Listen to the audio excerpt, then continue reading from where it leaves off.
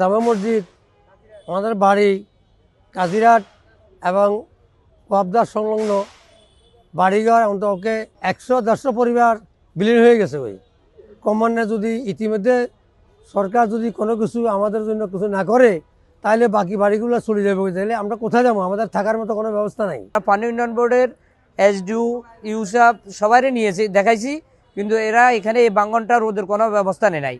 আমাদের মসজিদটা প্লাস কাজিরাট কেরামতিয়ার রাস্তাটা আজকে 6 মাস পর্যন্ত বাঙ্গনের মুখে আছে। এটার কোনো উদ্যোগে নিতেছে না পানি উন্নয়ন বোর্ডে। ডিসির অনুমতির জন্য এদের কাছে গেলে এরা বলে যে ডিসি অনুমতি দেয় নাই।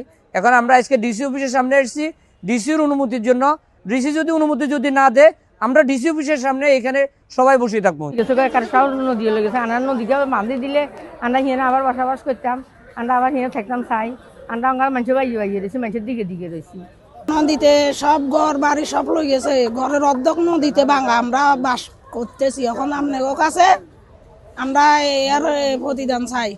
আমরা নদী সব ভাঙি গেছে, ঘর বাড়ি সব গেছে, রাস্তারও সব গেছে।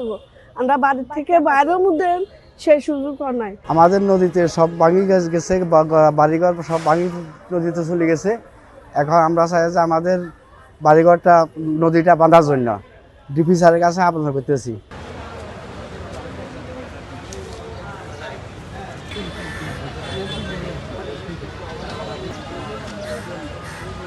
Yeah.